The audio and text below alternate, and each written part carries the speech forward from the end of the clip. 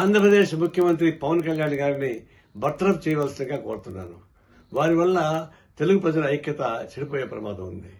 ఒకవైపున తెలుగు ప్రజానీకం భౌగోళికంగా విడిపోయారు తప్ప శారీరకంగా కానీ శత్రుత్వం కానీ లేదు.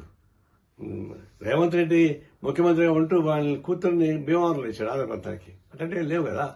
ఆయన గతంలో చేగువేరా డ్రెస్ వేసుకుని తిరిగాడు, విప్లవాది అనుకున్నాడు, మంచిది. ఆడేసి మారాడు. మరి ఇప్పుడు సావర్కర్ శిష్యుగా మారాడు. సనాతన ధర్మం పూజిస్తా ఉన్నాడు. పూజించుకునేయండి. ఇప్పుడు ఆయన సనాతన ధర్మంలో మునిగిపోయాడు కాబట్టి ఆ భాష వస్తా ఉంది. ఇది దిశ తగిలింది అని చెప్పేసి మాట వస్తుంది. అది సనాతన ధర్మం నమ్మేవాళ్ళు అట్లా మాట్లాడుతూ ఉంటారు. ఇప్పుడు ఆయన స్వేచ్ఛగా తిరగమని చెప్పండి, సనాతన ధర్మాన్ని పూజాల్సిన తిరగమని చెప్పండి, గుళ్ళు తిరగమని చెప్పండి, హాయిగా ఉంటుంది, ఆయనకు మంచిది. అందుకని రాజకీయ నాయకుడు కానీ తగడు ఉప ముఖ్యమంత్రిగా ఉంటే రాష్ట్ర ప్రజలకు ఉపయోగపడదు కాబట్టి తక్షణం వారిని బర్తరఫ్ చేయవలసిందిగా కోరుతా ఉన్నాను.